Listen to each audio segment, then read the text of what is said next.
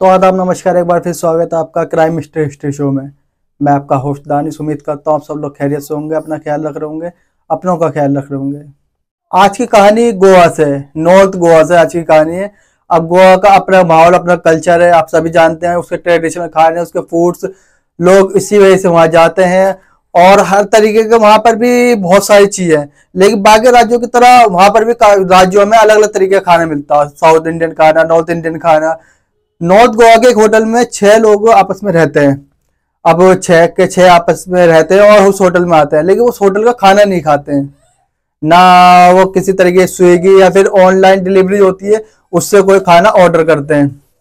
इन 6 के 6 लोगों का काम था कि अपने होटल से निकलते तो नॉर्थ गोवा के पूरे इलाके में 4 से 5 किलोमीटर का दायरा होता था, वहां टहलते थे और टहलने के बाद किसी खास नॉर्थ इंडियन रेस्टोरेंट की तलाश करते थे और वहां जाते थे। फिर और जाने के बाद फिर वहीं पर जो अपना खाना होता था वो खाते थे।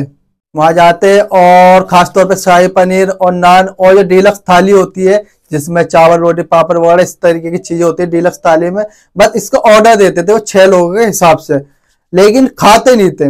और ऑर्डर देते वक्त एक शर्त होती थी उनकी कि खाना अपना पता बताते थे, फलाने होटल में पहुंचाना है।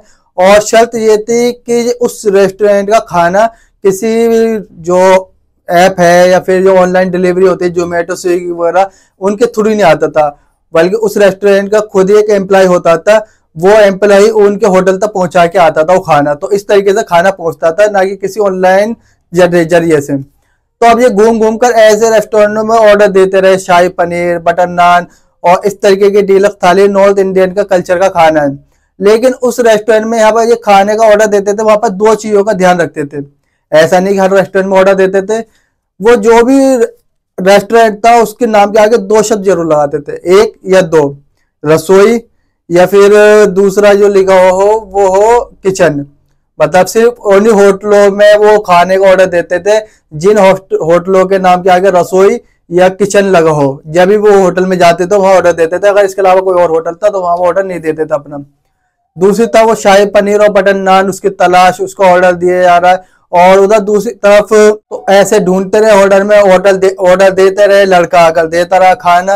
और 6 लोग थे ये कुल मिला के, और 6 के हिसाब से ऑर्डर इतना दे देते कि खाना जो ज्यादा हो जाता था तो बाकी को खिला देते थे, किसी जरूरतमंद को खिला देते थे।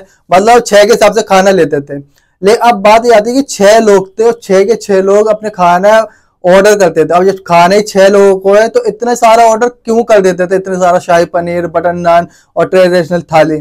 और ये इनका काम 10 दिनों से चल रहा था। 10 दिन से होटल में ठहरे हुए थे और सिर्फ शाही पनीर, बटर नान, डीलक्स थाली का ही ऑर्डर देते थे, इसके अलावा कोई ऑर्डर नहीं देते, चाहे होटल कोई भी हो।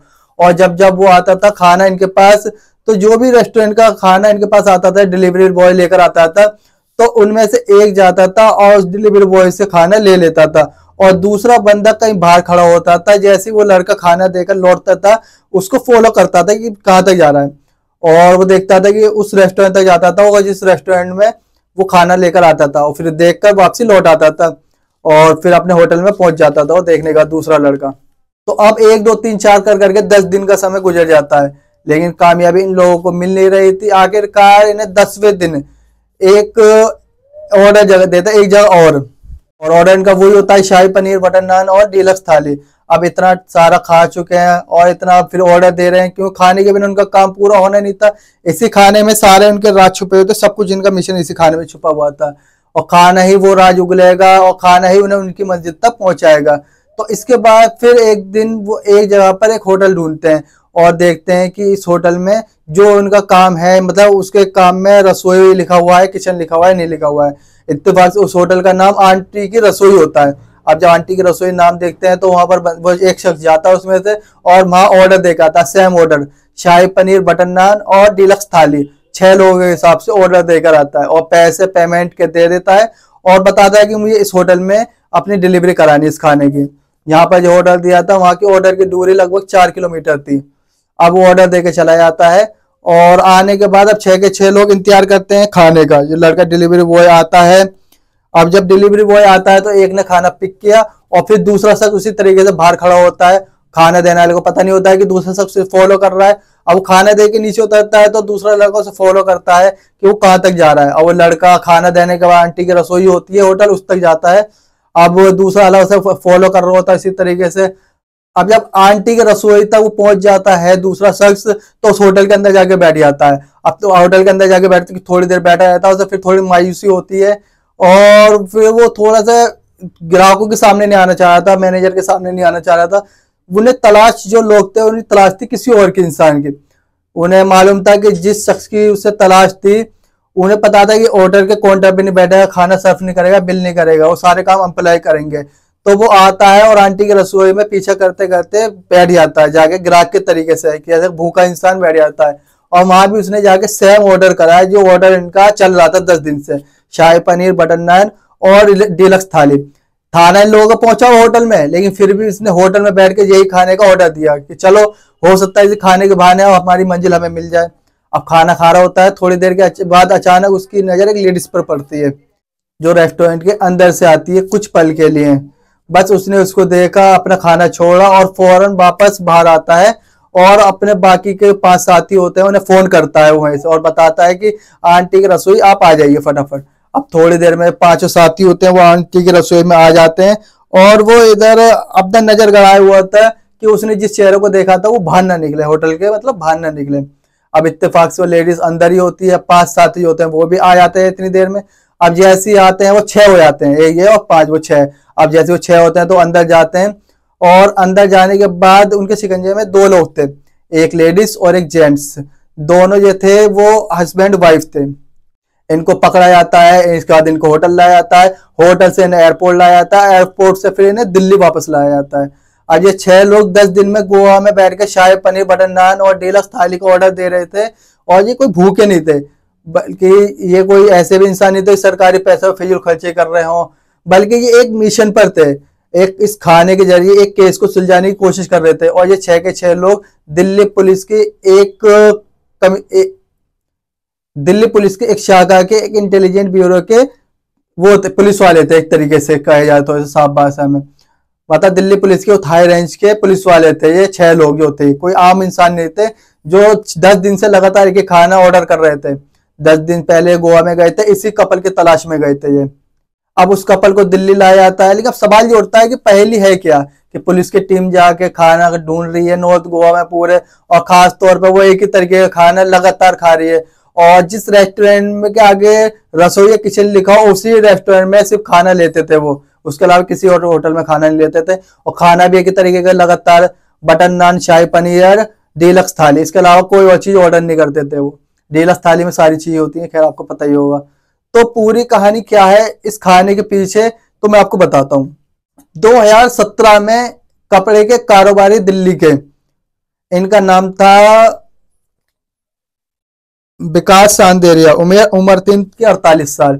विकास की वाइफ जो थी मीनाक्षी, वो उम्र उनकी 43 साल की थी। दोनों का ठीक ठाक कपड़ों का कारोबार चल रहा था। दिल्ली के रूपनगर इलाके में दोनों रहते थे, अच्छे पैसे वाले थे दोनों। और इन्हें अब अपना कारोबार थोड़ा ऊपर लेके आना था। अब कारोबार बढ़ाने के लिए इन्हें लगा कि अब बैंक से लोन लेना चाहिए। अब इसके बाद NDFC, non banking financial company है, वहां जाके अपना रिक्वायरमेंट लेके आते हैं, दरवाजा खटखटाते हैं और उस बैंक में जाके कहते हैं कि हमें 5 करोड़ का लोन चाहिए और हमारे कारोबार है, वो सारे प्रूफ दिखाते हैं। अब क्योंकि NDFC लोन देती है, तो अगर आप उसके पास कोई चीज गिरवी रखें, जैसे कोई प्रॉपर्टी, कोई ज्वेलरी, तो वो मिलेगी। अब इन्होंने 5 करोड़ की प्रॉपर्टी दिखाई एक रूपनगर में, और उस प्रॉपर्टी का बैंक NDFC के लोग होते हैं, वो इन्वेस्टिगेशन करते हैं और पता करता है कि हाँ जी वाकई में इन्हीं लोगों की जगह है, 5 करोड़ से ज्यादा की जगह है। बाकी इन लोगों ने सारे डॉक्यूमेंट्स जमा किए, जो डॉक्यूमेंट जमा होते हैं। और साथ में इन 2 लोगों के नाम पर यह था कि अगर आप ये लोन पूरा नहीं कर पाएंगे तो 2 और लोगों को भी जमानती बनाना पड़ेगा आपको इसके लिए। तो उसमें एक मीनाक्षी का भाई और एक मीनाक्षी का सास, इन 2 लोगों को गवाना जाता है। तो 4 लोग हो जाते हैं, बैंक में सिग्नेचर वगैरह होते हैं, सारी फॉर्मेलिटी पूरी होती है। उस बैंक की पूरी तफ्तीश होने के बाद NBFC की तरफ से इन लोगों को 4 करोड़ 11 लाख रुपए का लोन मिल भी जाता है। मीनाक्षी और उसके हस्बैंड को, जो विकास होते हैं, उन्हें 4 करोड़ का लोन इनके अकाउंट में पहुंच जाता है। अब ये लोन इन्हें मिल जाता है। 2019 तक ये EMI भी देते रहते हैं, लेकिन 2019 के बाद अचानक EMI देना बंद कर देते हैं। अब जब ईएमआई देना बंद कर देता है तो बैंक वालों को चिंता होती है, फिर बैंक वाले इन लोगों से कांटेक्ट करते हैं। अब जब फोन कर रहे होते हैं तो बैंक वालों का फोन भी नहीं उठाते। अब बैंक वाले परेशान होते हैं, कहते चलो कोई बात नहीं, इनकी प्रॉपर्टी के कागजात तो हमारे पास है, वो हम उठा लेंगे। तो जितना बैंक में एक लोन दिया था उससे ज्यादा की जमीन है, 5 करोड़ की जमीन है, बैंक ने लोन दिया था 4,11,000 रुपए, 11 लाख रुपए, 4 करोड़ 11 लाख, और प्रॉपर्टी की कीमत है 5 करोड़। अब बैंक वाले इधर ईएमआई आ ही नहीं रही, कई महीने बीत जाते हैं, कॉन्टेक्ट किसी तरीके से हो नहीं रहा इन लोगों से, तो उन्होंने अपने लोगों को भेजा रूपनगर, उस प्रॉपर्टी के उन लोगों के पास कागजात थे जहां पर ये जमीन थी। जब उन्होंने वहां पर पहुंचे तो उनकी पैरों तले जमीन निकल गई। जब उन्हें पता चला कि जब ये प्रॉपर्टी को दिखाया गया था तो उस प्रॉपर्टी की कीमत 5 करोड़ रुपए थी। जब वो लोन ले रहे थे जब तो इनकी थी, लेकिन उससे पहले है वो चुपचाप उस जमीन को बेचकर खत्म कर दिया था, और 5 करोड़ से कहीं ज्यादा रुपए में बेच के उन्होंने खत्म कर दी थी। इधर डॉक्यूमेंट के तौर पे बैंक में जो पेपर दिए थे वो फेक पेपर थे, इधर बैंक से पेपर ले लिए उन्होंने 4 करोड़ 11 लाख रुपए, उधर घर बेच के पैसे ले लिए, और जो बैंक में सारा अमाउंट गया था वो तो वैसे ही उन्होंने सारा निकाल लिया था। मतलब इन्होंने हर तरीके पैसा अपने अंडर में कर लिया था। अब बैंक के हाथ पैर फूल गया। अब उन्होंने कहा ये तो प्रॉपर्टी भी किसी और की है, और जिसने खरीदी है प्रॉपर्टी वो भी बिल्कुल जेन्युइन बंदा है, अब वो हड़प भी नहीं सकते थे क्योंकि कानूनी दस्तावेज उसके पास मौजूद थे। तो अब उन्होंने कहा चलो अब इन दोनों से वसूलते हैं जिन्होंने इन लोगों की गारंटी ली थी। तो अब पता चलता है कि जो इसने अपना भाई, जिसने मीनाक्षी ने अपना भाई से बनाकर दिखाया था, उस शख्स का नाम था गौरव शर्मा। वो उसका भाई नहीं था बल्कि वो कोई और बनता था, कोई डीलर था जिसे पैसे देके इन लोगों ने अपना भाई बनाया था। और दूसरी तरफ सास बनी थी इसकी, वो भी गायब थी, उसका भी कोई अता पता नहीं था। लेकिन जो असली गुनहगार थे वो थे 2 लोग, विकास और उसकी वाइफ मीनाक्षी, ये 2 लोग असली गुनहगार थे। अब जब सारी चीजें पता चलती है तो बैंक को मजबूरन 2019 में दिल्ली पुलिस को एक कंप्लेंट करनी पड़ती है इन लोगों के बारे में, इन लोगों के खिलाफ धोखाधड़ी की, कि एक फेक दस्तावेज दिखाकर हमारे बैंक से लोन लिया, और लोन लेने के बाद ये ना ही तो हमारा फोन उठा रहे हैं, ना ही किसी तरीके से हमसे कांटेक्ट कर रहे हैं। अब जब दिल्ली पुलिस में अब जब दिल्ली पुलिस में इनकी रिपोर्ट होती है तो दिल्ली पुलिस के भी कान खड़े होते हैं, और दिल्ली पुलिस भी फिर अपनी खंगाली में लग जाती है। और फिर दिल्ली पुलिस को मुखबरों से पता लगता है 2024 में, मतलब 2019 से 2024 का 4.5 साल का दरमियान गुजर गया था। इतने बीच में फिर पुलिस को अब पता लगा था 2024 में इन लोगों के बारे में, लेकिन पुलिस के लोग इनके पीछे लगे हुए थे। अचानक एक रोज एक मुखबिर से पुलिस को पता चलता है कि 4 करोड़ 11 लाख की धोखाधड़ी के इल्जाम में जो जिन्हें पुलिस वालों को तलाश है वो अपना नाम बदल के, अपना भेष बदल के नॉर्थ गोवा में रह रहे हैं। मुखबिर ने पुलिस वालों को ये जानकारी दी, और दूसरी जानकारी ये दी कि पुलिस को दूसरी जानकारी ये दी उन्होंने कि उन्होंने नॉर्थ गोवा में एक रेस्टोरेंट खोला है, लेकिन उस नॉर्थ गोवा में किस नाम से उन्होंने रेस्टोरेंट खोला है ये उन्हें पता, उस मुखबिर को पता नहीं था, क्योंकि नॉर्थ गोवा बहुत बड़ा है। अब इतने दिनों में इन्होंने अपना नाम, लुक और सब कुछ चेंज कर लिया था विकास और मीनाक्षी ने। लेकिन ये पक्का है कि नॉर्थ गोवा में ये दोनों छुपे हुए हैं नाम बदल के, और उन्होंने वहां पर अपने घर खरीद लिया है, और अच्छे खासे पैसे हैं इन लोगों के पास, और एक रेस्टोरेंट वहां पर चलाते हैं दोनों हस्बैंड वाइफ मिलकर। और रेस्टोरेंट जो है उसमें नॉर्थ इंडियन का खाना वो देते हैं, जो गोवा का ट्रेडिशनल फूड होता है उसके अलावा नॉर्थ इंडिया का फूड होता है वो। ये एक उनकी स्पेशलिस्ट में ये थी कि उसमें शाही पनीर, बटर नान और एक ट्रेडिशनल थाली थी। ये इनकी एक पहचान थी उस होटल की, कि उस होटल में ये चीजें फेमस थी। ये चीजें पुलिस को मुखबिर से पता लगती है, लेकिन एड्रेस कुछ पता नहीं होता, ना मुखबिर उसका रेस्टोरेंट का नाम पता होता है और ना ही किसी तरीके का कोई नाम पता होता है। लेकिन मुखबिर ने पूरी इंक्वायरी दे दी थी। अब इतनी इंक्वायरी बहुत थी पुलिस के लिए, और फिर पुलिस एक टीम बनाती है और कहती है कि जाओ नॉर्थ गोवा को छान मारो। अब वो नॉर्थ गोवा में जाते हैं और जितना खा सकते हो खाओ, क्योंकि केस है। अब केस में सरकारी खर्चे में जाएंगे, कोई अपनी जेब से तो खर्च करेंगे नहीं। अब पहली बार में सरकारी खर्चे पे पेट भर खाएंगे और काम भी करेंगे। अब पुलिस की टीम जाके होटल में चेकिंग करती है, 6 लोगों की टीम होती है, और इसके बाद चेकिंग के बाद जितने दिन ये गोवा में रहते हैं सेम फूड लेते हैं, एक ही तरीके का फूड। होटल से कोई खाना नहीं लेते हैं, बाहर से खाना मंगाते हैं, इन्हीं लोगों की तलाश में।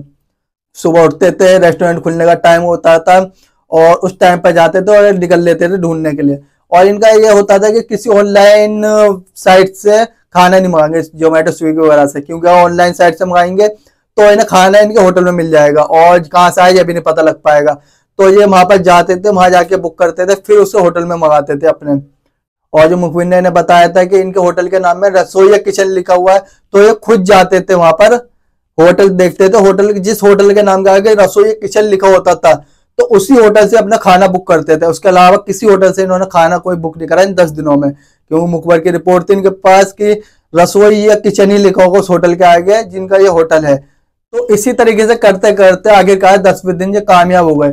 4 साल से भागे हुए 2 मुजरिमों को इन्होंने अपने शिकंजे में ले लिया था। इसके बाद इनकी सास को पकड़ाया था, फेक सास होती है, इन्हें बनाया जाता है, और फिर जो लोग होते हैं इसमें शामिल उन्हें पकड़ाया था और इनके खिलाफ चार्जशीट भी दाखिल होती है। और जो बैंक के पैसे हैं 4 करोड़ 11 लाख उसकी भी रिकवरी होना शुरू हो चुकी है।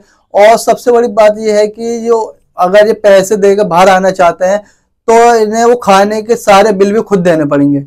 मतलब जो पुलिस वालों ने 10 दिन में जितना खाना खाया है या फिर खिलाया है जितना खाना, उस सब के पैसे भी इन्हीं लोगों को देने पड़ेंगे अगर इन्हें बाहर आना है। अगर अदालत के जरिए फैसला आता है तो अगर इन्हें बेल चाहिए तो इस सरकारी खर्चे का पैसा है वो सारा इन्हें अपनी जेब से देना पड़ेगा, जब इन्हें इनके खाते में जोड़ाएगा, जब इन्हें बेल मिलेगी। तो ये थी आज की कहानी, थोड़ी सी अलग थी। और जैसे शुरू में मैंने आपको बताया था कुछ ऐसे केस होते हैं जिन्हें सुलझाने के लिए पुलिस जिस तरीके से जाल बिछाती है, जिस तरीके से दिमाग अपना लगाती है, उसकी तारीफ होनी चाहिए। तो यहाँ पर 1 या 2 नाम के सारे नॉर्थ गोवा, और नॉर्थ गोवा के इलाके में एक किचन है या फिर किचन या रसोई के नाम से एक रेस्टोरेंट खुला हुआ है। सिर्फ इतने पुलिस के पास 2 सुराग थे और इन्हीं 2 सुराग के आधार पर पुलिस ने पूरे केस को सोल्व करके रख दिया। भले ही 10 दिन उन्हें अपने आप को होटल में रखना पड़ा और एक खाना उन्हें बार बार मंगाना पड़ा, खाना पड़ा, लेकिन पुलिस की ये कामयाबी है कि पुलिस ने इस केस को सोल्व कर दिया। तो ये थी आज की कहानी। उम्मीद करता हूँ आपको आज की कहानी पसंद आई होगी। अगर आपके पास इस कहानी से रिलेटेड कोई और इन्फॉर्मेशन हो तो मुझसे जरूर शेयर कर सकते हैं। अगर कहानी पसंद आई हो तो वीडियो लाइक करें, चैनल सब्सक्राइब करें और ऐसे इंटरेस्टिंग कहानी सुनने के लिए हमारे साथ जुड़े रहें। अब मिलते हैं कल अगली कहानी में, जब तक के लिए धन्यवाद।